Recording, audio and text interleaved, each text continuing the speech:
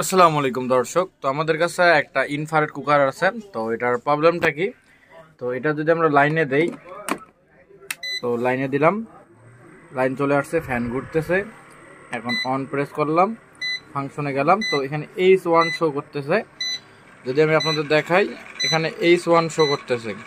সমস্যা কিভাবে সমাধান করা যায় সেটা আজকে আমাদের এই ভিডিওতে দেখাবো। তো আর কথা বাড়াবো না, চলুন আমাদের ভিডিওটা শুরু করা যাক।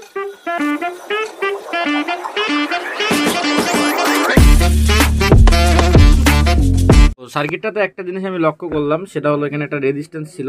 এই রেজিস্ট্যান্সটা এখান থেকে একদম পুরা মরিচা ধরে রেজিস্ট্যান্সটা ভেঙে গেছে। এটা হলো 1K রেজিস্ট্যান্স। তো এই 1K রেজিস্ট্যান্সের জন্য কিন্তু E1 আসে না। তো E1 হলো লো ভোল্টেজের জন্য আসে। তো ইন্ডাকশন কুকারে যে E1 গুলো আছে সেগুলো আপনার কাজ করে কি, সেগুলা কাজ করে রেজিস্ট্যান্স গুলো আছে সেগুলা দেয়া।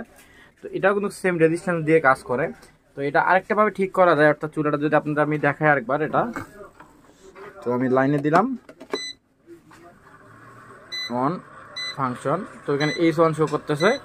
তো এখন এটা ঠিক করার একটা নিয়ম আছে, কিভাবে ঠিক হবে সেটা, যদি আমি সেন্সরটা এর পরিবর্তন করে দেই, তো সেন্সরটা পরিবর্তন করে দিলে কিন্তু এটা সঙ্গে সঙ্গে আবার চালু হয়ে যাবে। তো আমি আগে সেন্সরটা খুললাম, এখানে একটা নতুন সেন্সর বসাইলাম।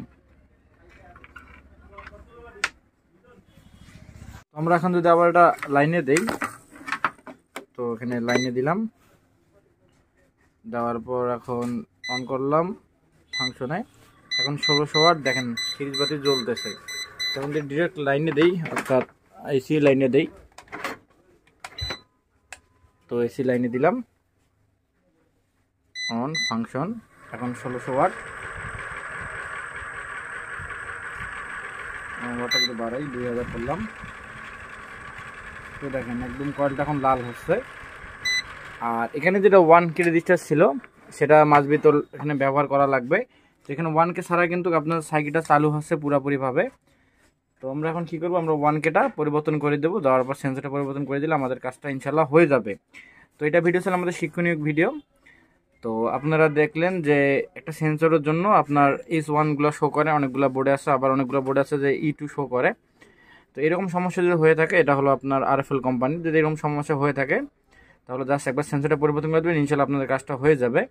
আর আমাদের ভিডিও যদি ভালো লেগে থাকে আমাদের চ্যানেলকে লাইক করুন, সাবস্ক্রাইব, শেয়ার করুন, পাশাপাশি নতুন ভিডিও পাওয়ার জন্য বেল আইকনটি পুশ করে চাপ দিয়ে রাখবেন। তো আজকের মতো আসসালামু আলাইকুম, দেখা হবে একটা নতুন ভিডিওতে।